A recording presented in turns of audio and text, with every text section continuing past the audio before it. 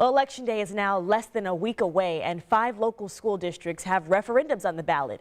This morning, we're taking you to Perry Township. The district is asking voters for a referendum renewal, which will keep tax rates the same.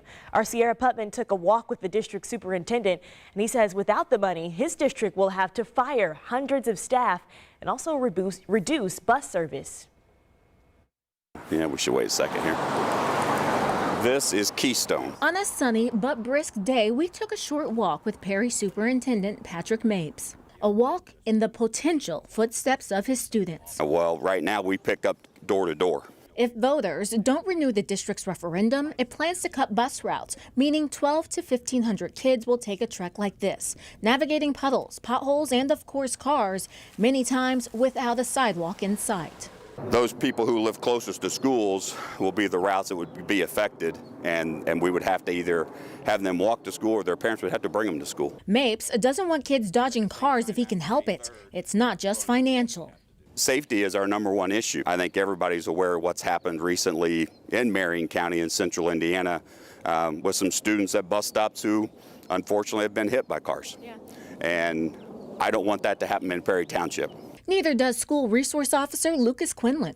The risk is super high. He was an accident investigator for IMPD before joining Perry Township Police. Quinlan says pedestrian accidents are on the rise locally. With distracted driving, distracted pedestrians walking with their cell phones, things like that, it puts kids at risk. Busing is just a small part of how the district will use the referendum dollars. They are wrong. 92% or $17.8 million will cover the salaries of teachers like Melinda Weiss-Mathis. She helps English learners. I know that if this referendum does not pass, then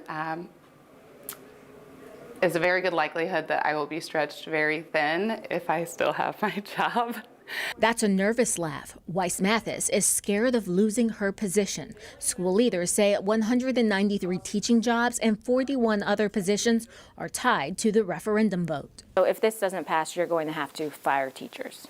That is correct. Mapes wants voters to know the wording on the ballot is a bit confusing. Voting yes will not raise taxes. The district is only asking voters to extend the current referendum.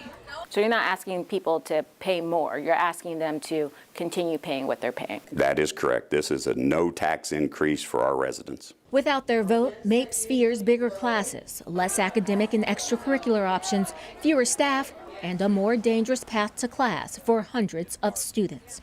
And so it is devastating if it does not pass. A decision that will impact kids inside and outside the classroom.